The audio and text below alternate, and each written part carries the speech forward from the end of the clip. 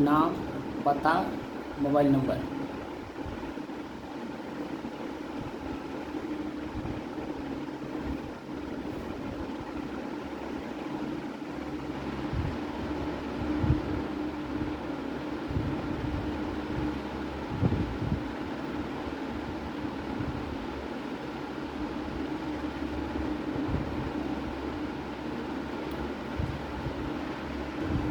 English में कर दो ना हो तो। इंग्लिश में कर दो।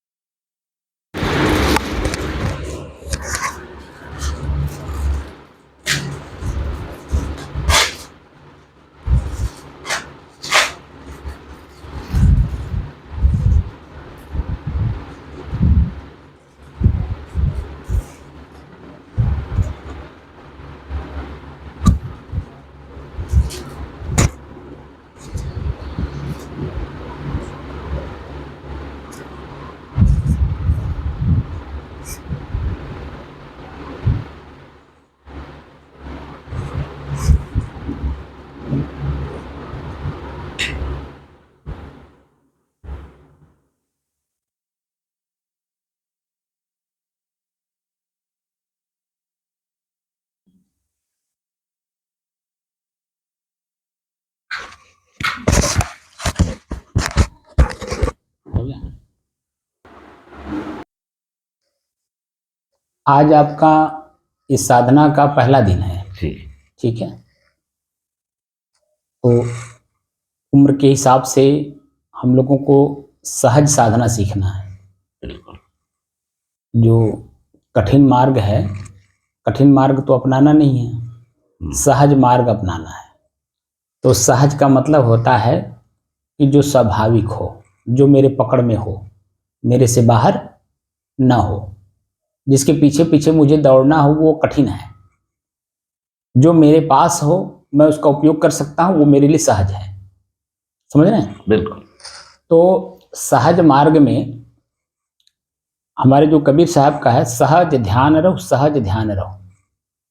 तो ध्यान का मतलब यहाँ जो पातंजल योग दर्शन है, उस पातंजल योग दर्शन में ध्यानम निर्विषयम मन है, संस्कृत में है वो।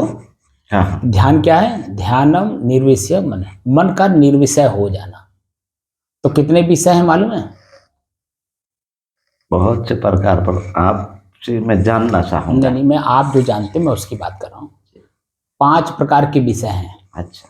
ज्यादा नहीं है। 5। हमारे शरीर में 5 तत्व की नहीं, 5 तत्व नहीं, 5 विषय हैं। अच्छा, 5 विषय।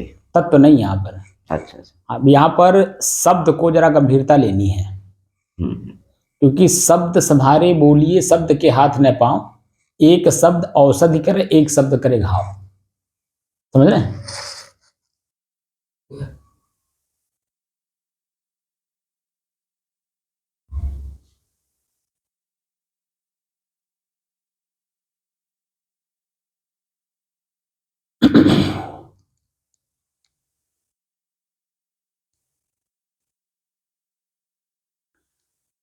अपने ही चंचल मन को, दुखी मन को, पीड़ित मन को, पश्चाताप में डूबे हुए मन को अपने ही बस में करने की दृष्टि से साधना करते करते आज 706 दिन हो गए। तारीख 13 अक्टूबर सन 2023, दिन शुक्रवार, सायंकाल का समय।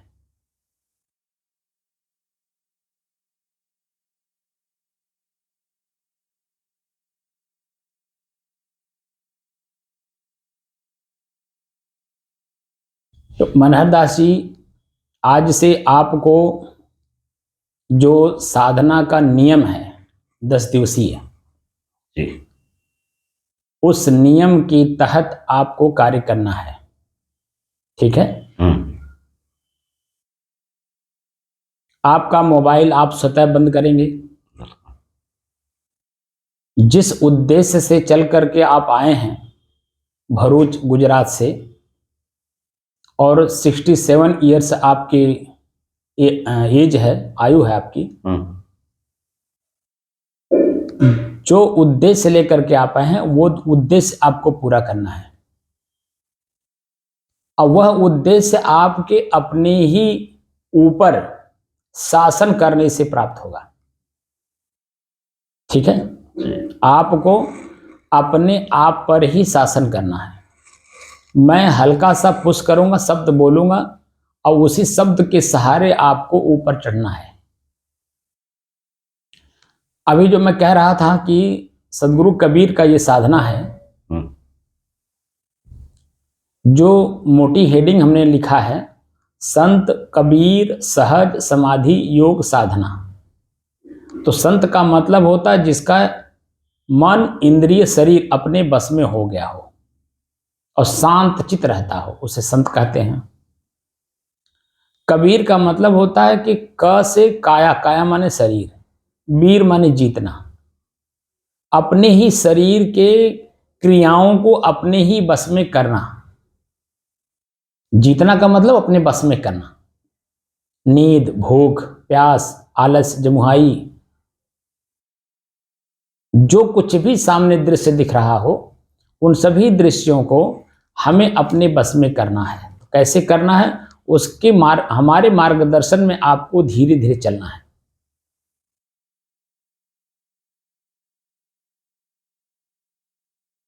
संत कबीर सहज का मतलब होता स्वाभाविक रूप से, जो मेरे बस में हो।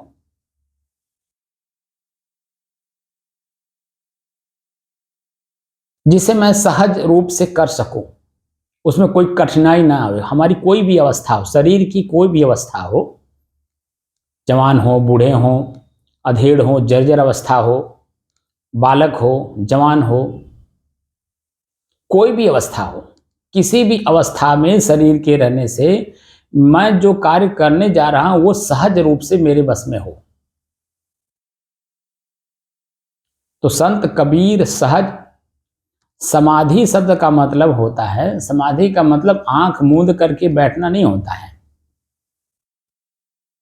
ठीक है ना मनहर दास जी? जी जी। आंख मूंद करके बैठना नहीं, उसे समाधि नहीं कहते हैं।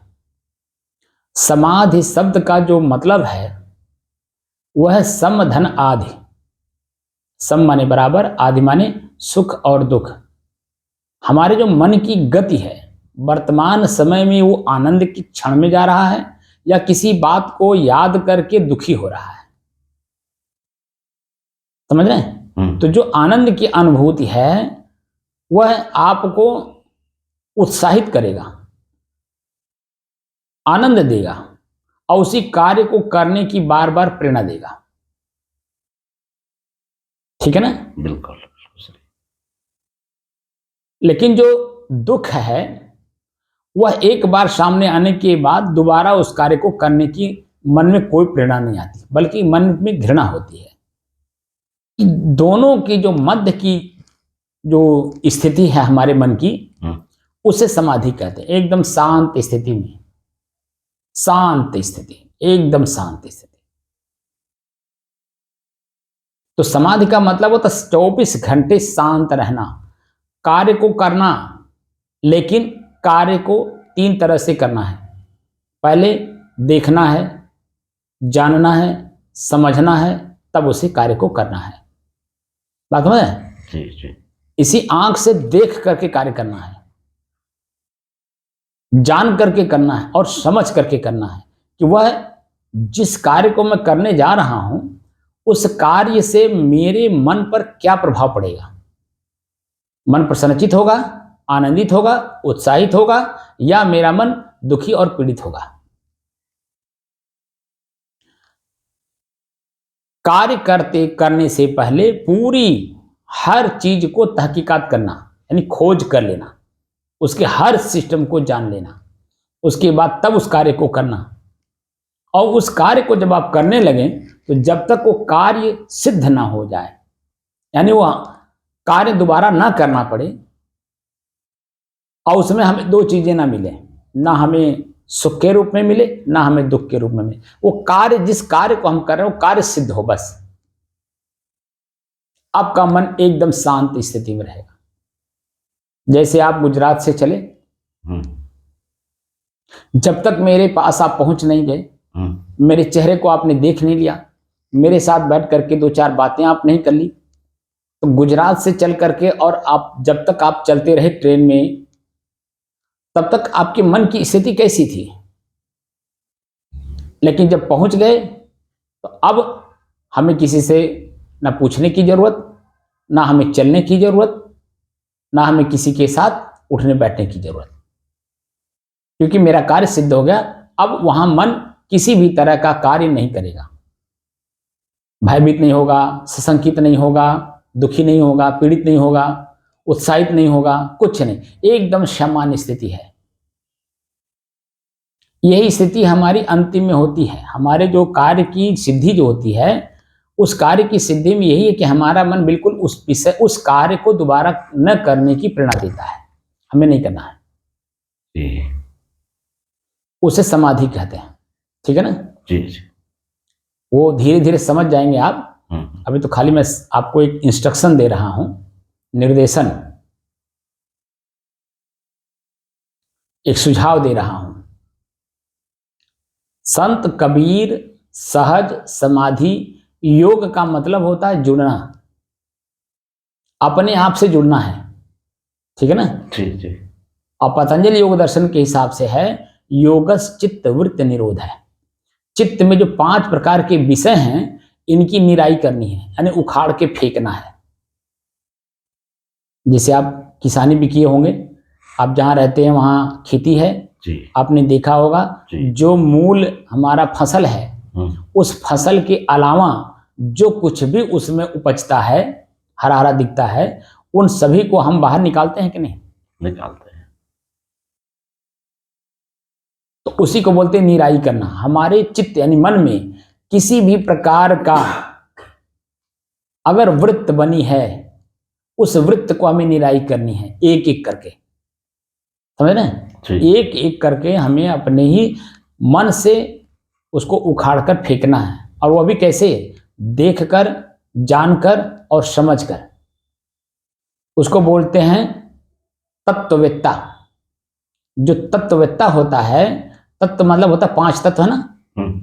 हमारे शरीर में 5 तत्व हैं जी। 5 तत्व अपने अपने कार्य समय समय से करते रहते हैं। उन तत्वों के बारे में जानकारी करके और शांत रहना, एकदम शांत रहना, किसी प्रकार का मन दुखी, पीड़ित, आनंदित, प्रसन्नचित ना हो, एकदम एक रस रहे, उसको बोलते हैं आत्म स्थिति।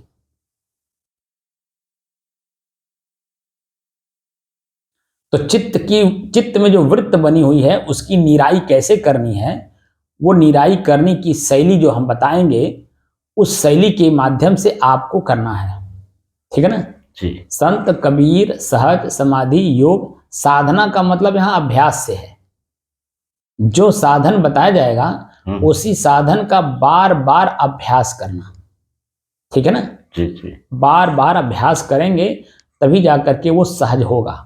और जो हमारे पकड़ से बाहर हमारी अपनी ही चीज है, वह धीरे धीरे हमारे ही अपने पकड़ में आ जाएगा, ठीक है ना जी। तो आज का जो हमारा पहला उद्देश्य है, एक शब्द है विवेक, ठीक है ना? आप पढ़े भी होंगे जी जी। कई जगह पे विवेक शब्द का प्रयोग होता है, बहुत होता है। तो हमें आज जो है विवेक शब्द पर आपको थोड़ा सा चर्चा कर देना है। विवेक का मतलब होता है कि दो वस्तुएं एक में मिली हुई हैं, उन्हें अलग अलग करना। ठीक है ना? जी जी। तो विवेक जो शब्द है, उस विवेक शब्द पे मेरा एक प्रश्न आपसे है। वैसे मेरा वीडियो आप बहुत सुने होंगे, लेकिन अभी आज आपसे साक्षात वार्तालाप हो रहा है, तो उस बात को आप समझ लीजिएगा कि पहला प्रश्न है कि ये जो शरीर है मनहर दास का, जी, क्या मनहर दास ये शरीर ही है या मनहर दास का शरीर है? ये दो में से एक उत्तर देना है आपको, और सोच समझ करके देना है।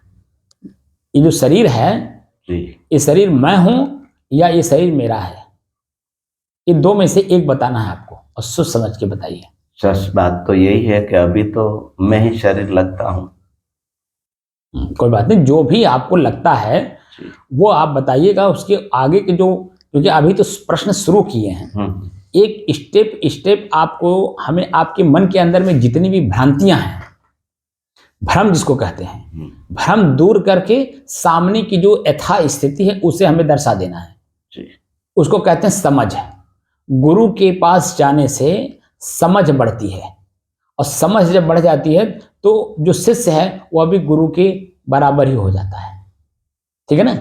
तो आपने एक साखी भी पढ़ी होगी, पारस लोहा को कंचन करे। ठीक है ना? हाँ, संत पारस समान। हाँ, तो संत करें आप समान। तो यहाँ आप आए हैं मेरे पास, मुझे अपने जैसा आपको बनाना है। जी जी। तो जैसे जैसे आप चलेंगे, मैं बताऊंगा वैसे चलना है आपको। तो पहला प्रश्न हमारा है कि ये शरीर मैं हूं कि मेरा? आपने कहा लगता है, लगता नहीं, कंफर्म बताइए हमें कि ये शरीर मैं हूं या मेरा है? अभी तो मेरा ही है। मेरा कि मैं नहीं, मैं ये जानने आया हूँ मैं कौन हूँ, मुझे पता वो नहीं, ये शरीर की बात कभी कर रहा हूं। शरीर में अभी मैं शरीर ही हूँ। हाँ, वो जो भी हो, अभी शरीर में हाँ, तो शरीर, अगर मैं शरीर हूं, अगर आपने ये मान लिया कि शरीर ही मैं हूं, मनहर दास इस शरीर का ही नाम है और वही मैं हूं। हाँ, ठीक है जी। तो अगर मैं मनहर दास यानी राम लखन दास मैं हूं जी, और अब मैं मान करके काम कर रहा हूं, जी।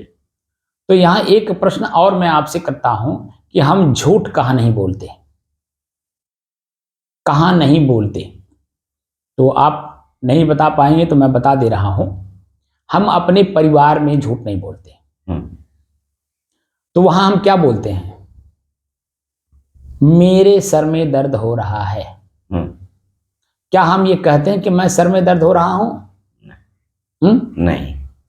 माता हो, पिता हो, भाई हो, पत्नी हो, बच्चे हो, इन परिवारों के बीच में हम क्या कहते हैं जब शरीर में कोई भी किसी प्रकार का दर्द पीड़ा वगैरह होता है, ठीक है ना, या कट गया या जल गया, तो क्या कहते हैं?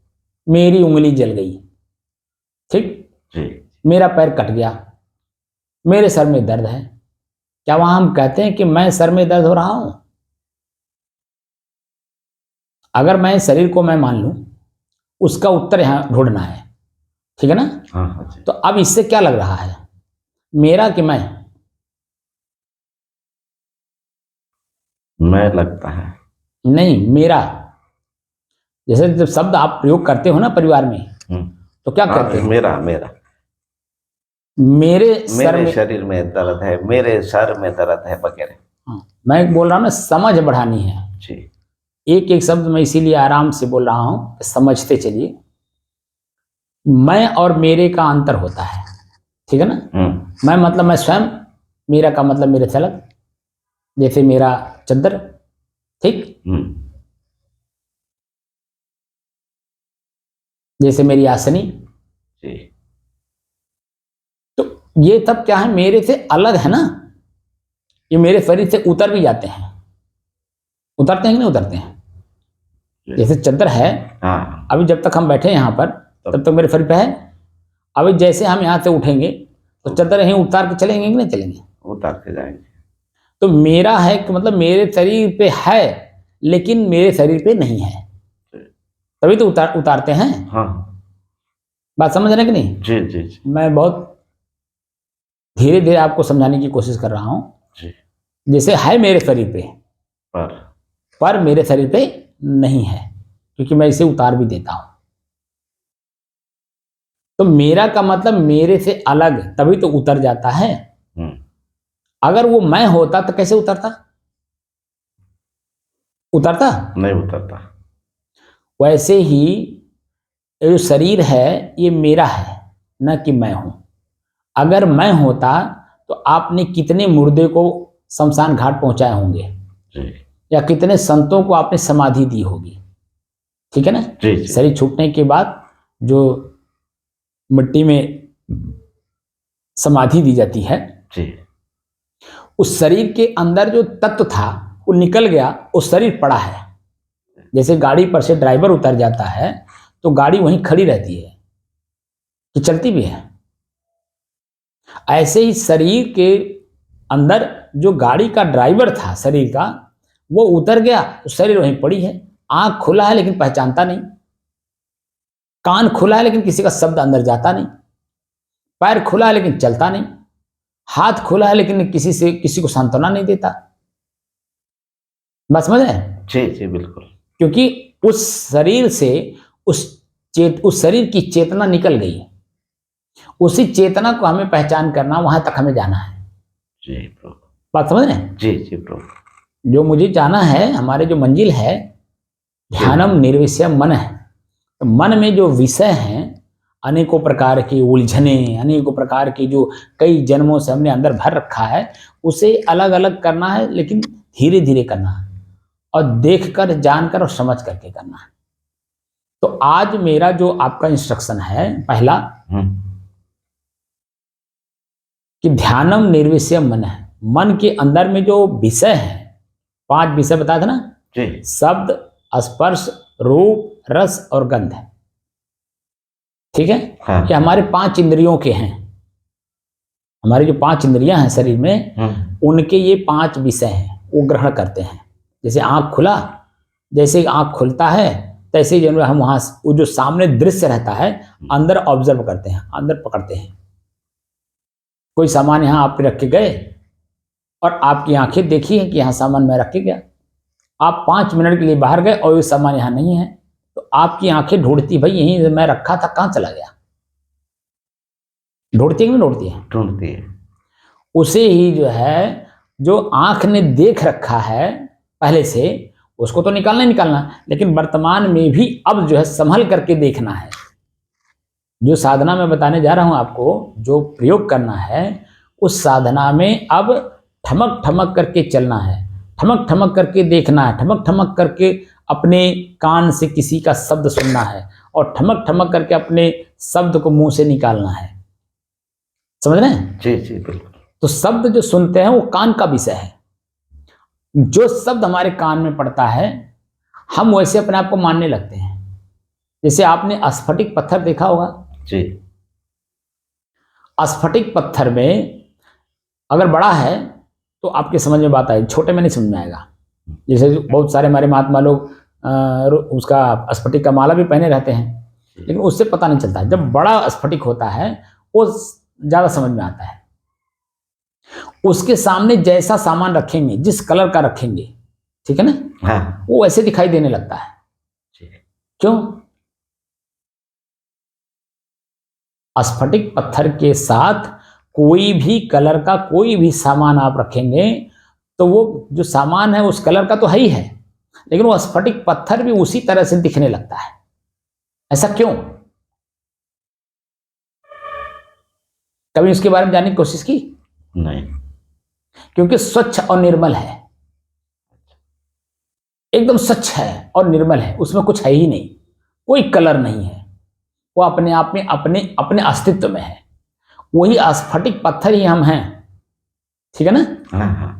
स्फटिक पत्थर ही हम हैं, लेकिन मैं अपने सामने जो कान है ना, कान हमारा है, हमने कान के रास्ते जो शब्द अंदर ले लिया, हम अपने आप को ऐसे मानने लगते हैं। क्या मानने लगते हैं? जैसा शब्द हमने अंदर लिया वैसे हम अपने आप को मानने लगते हैं। और जैसे ही आंख खुला, आंख ने जो दृश्य देखा सामने से, वैसे अपने को मान लेता है। जीभ हमारा है तो जिसको कहते हैं स्वाद लेता है ना, स्वाद जीभ लेता है। जीभ पर जो भी चीजें पड़ती हैं, देखिए वैसे अपने आप को मान लेता है, जो कि वो है नहीं, एकदम स्वच्छ निर्मल है। लेकिन जैसे इनके सामने जो विषय इनके पढ़ते हैं वैसे अपने आप को मान लेता है। इन्हीं लोगों को जो इनका जो कलर है ना, एक कलर को साफ करना है, एकदम स्वच्छ और निर्मल करना है। तो 5 विषय हैं, शब्द, कान का हुआ, स्पर्श, चमड़ी का हुआ यानी जो शिशनेंद्री है, ठीक समझ गए कि नहीं? जी जी। क्योंकि उसका भी हम आगे आपका वर्णन कर देंगे, क्योंकि समय ज़्यादा हो रहा है, ज़्यादा बोलना नहीं है, प्रैक्टिस ज़्यादा करना है। जी। बोलना कम है, आज पहला दिन है, इसलिए मैं आपको कुछ चीज़ें ऐसे बता दे रहा हूँ कि हम जो बताएंगे हम रोज आपसे पूछेंगे जी। और वह भी ऐसे मौखिक नहीं पूछेंगे, ये वीडियो के सामने आपसे पूछेंगे कि आज आपको क्या अनुभव हुआ, ठीक है ना? जी। क्योंकि अभी तकले जो हमने प्रयोग किया है वो जो कुछ भी हमने किया है वह देखकर, सुनकर और पढ़कर किया है। क्या किया है? देखकर, सुनकर और पढ़कर किया है। अब यहां स्वयं प्रयोग करके जानना है। जैसे उसको थ्योरी बोलते हैं। ज्ञान का मतलब होता है जानकारी, जानकारी मतलब थ्योरी अंग्रेजी में, और प्रज्ञा का मतलब होता है प्रैक्टिकल। जैसे मैंने अभी दोपहर में आपसे कहा ना जब आप आए हैं, जैसे स्कूल में बच्चे 2 विद्याएं पढ़ते हैं, एक क्लास में थ्योरी पढ़ते हैं और लैब में जाकर के उसे टेस्ट करते हैं।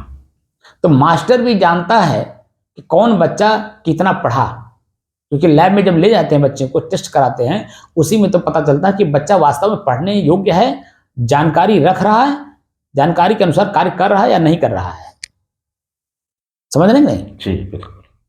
तो यहाँ आपको थ्योरी बने शब्द के माध्यम से हम बताएंगे, लेकिन प्रैक्टिकल स्वयं करना है, क्योंकि स्वयं हमें उस जगह जाना जो स्फटिक है। कलर इसमें जो है ना सारे कलर निकाल देने हैं। जैसे स्फटिक पत्थर के पास कोई भी कलर रखिए तो उसे दिखने लगता है, लेकिन कलर उसके हटा दिया जाए तो वो कैसा दिखता है? एकदम स्वच्छ है ना, एकदम स्वच्छ, अपने आप में जैसा है वैसे ही रहेगा, उसके पास कुछ नहीं रहे बस। और जैसे पास में आप कुछ रखे वो ऐसे दिखने लगेगा। ऐसे ही अंदर से जो कुछ भी हमने पहले से भर रखा है वही हमें अपने पास तक जाने नहीं देते हैं।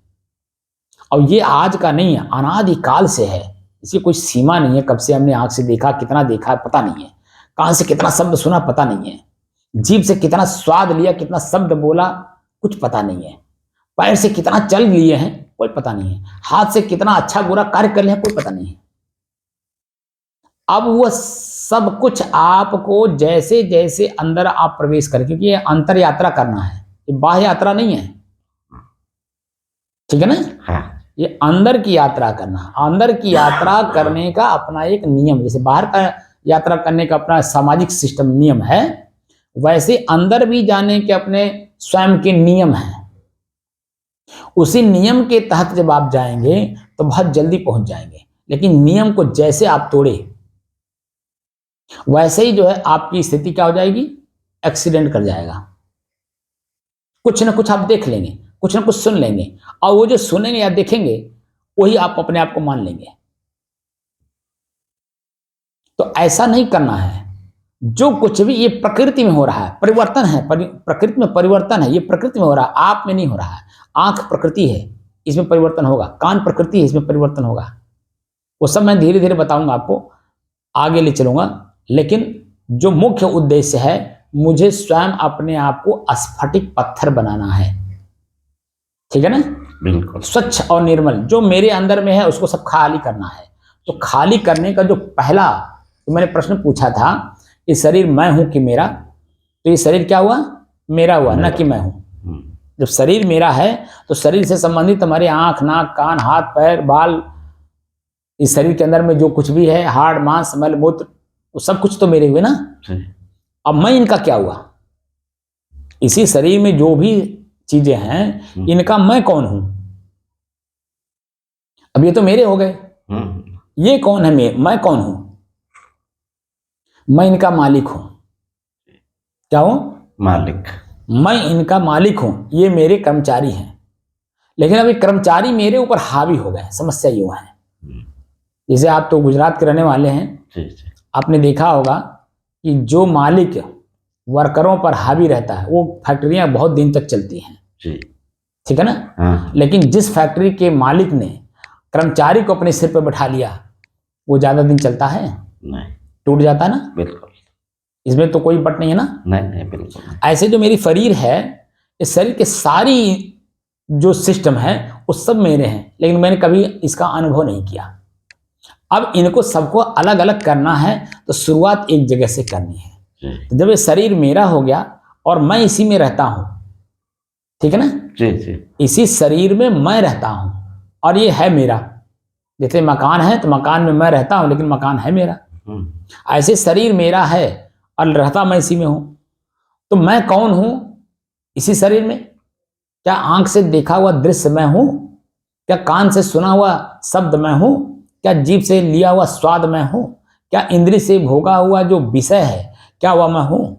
नहीं, मैं इन सबका दृष्टा और साक्षी हूं। क्या हूं?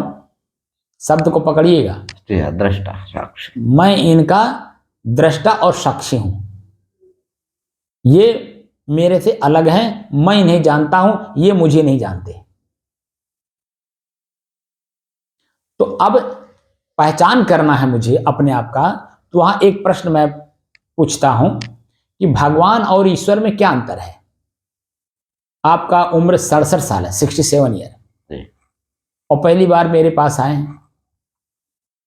तो आपने जो समाज में जो कुछ भी पढ़ा होगा, सुना होगा या किया होगा किसी के बताए अनुसार, तो उसमें आपने आज तक ले क्या समझा? भगवान और ईश्वर में क्या अंतर आपको समझ में आया?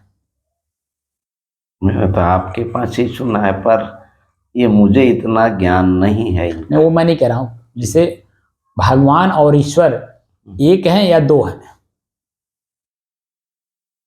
दो है। दो है ना। कैसे? भगवान कौन है और ईश्वर कौन है? भगवान ये शरीर आपने बताया अनुसार मैं कहता हूँ, झूठ नहीं बोलूंगा। नहीं नहीं, मेरे अनुसार नहीं, मैं आपके अपने अनुसार पूछ रहा हूं। मेरा जो वीडियो आपने देखा वो तो अलग बात है। आज साक्षात्कार हो रहा ना, जी तो साक्षात्कार में अभी तक ले भगवान और ईश्वर आपने तो एक ही माना होगा ना। जी मैं वो पूछ रहा हूँ। तो जब मैं उसको बताऊंगा तब तो धीरे धीरे आपको समझ में आएगी ना। जी आपने अभी तक ले, जब तक हमारा वीडियो आपने यूट्यूब से नहीं देखा था, तब तक तो आपने भगवान और ईश्वर, और वो भी ऊपर, जी ठीक है, जी कोई है भगवान ईश्वर, दोनों एक के हैं और दोनों एक दूसरे के पर्यायवाची हैं। जी हम लोगों ने यही सुना और यही हम लोगों को बताया गया और यही हम लोगों ने किताबों में पढ़ा, ठीक है ना। अच्छी सूर्योदय का मैंने बहुत अभ्यास किया है, पर आपके श्रीमुख से सुनना चाहता हूँ मैं। नहीं तो बता रहा हूं आपको। जी तो जो शरीर है ये भगवान है। तो भगवान हमारा शरीर कैसे है? भगवान जो शब्द है उसमें 5 अक्षर हैं, भ ग व आ न। तो भा भूमि, भूमन मिट्टी हमारे शरीर में है कि नहीं? जी है। जी ग गगन, गगन माने आकाश, हमारे शरीर में है कि नहीं? हाँ व वायु, वायु माने हवा, हमारे शरीर में है कि नहीं? जी आग है कि नहीं हमारे शरीर में? हाँ न नीर, नीर माने पानी, हमारे शरीर में है ना। है। तो ये पंच प्रकृति को भगवान कहते हैं, जो हमारा आपका शरीर है। और जो ईश्वर है वह ईश्वर हमारा श्वास है। जी श्वास को ही स्वर कहा जाता है और ई उसी में विशेषण लगाया गया। तो अगर आपने आपको इसी शरीर में जानना कि मैं कौन हूं, तो अपने ही श्वास को अपने से अलग होकर के देखना। ये मैंने जो साधन बताना है आपको, यही इन दोनों में एक आपको अभ्यास करना है। जी अपने ही श्वास को अपने से अलग होकर के देखना है। उसको बोलते हैं दृष्टा और साक्षी भाव, ठीक है ना। हाँ जी हाँ जी जैसे मैं आपको देख रहा हूं, आप मुझे देख रहे हैं, तो इस स्थूल शरीर से देख रहे हैं ना। जी अब यहां सूक्ष्म रूप से आंख बंद होगा, कान बंद होगा, जीभ बंद होगा, सब कुछ बंद होगा। भगवान कृष्ण ने गीता में कहा है कि 10 द्वाराणी संयम में, 10 इंद्रियों को संयमित करो।